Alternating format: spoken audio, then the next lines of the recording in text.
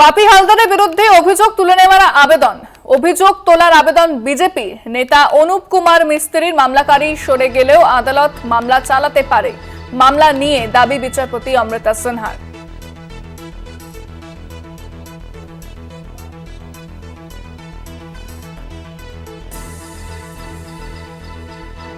মামলাকারী সরে গেলেও আদালত মামলা চালাতে পারে, এমনটাই মামলা নিয়ে দাবি বিচারপতি অমৃতা সিনহার।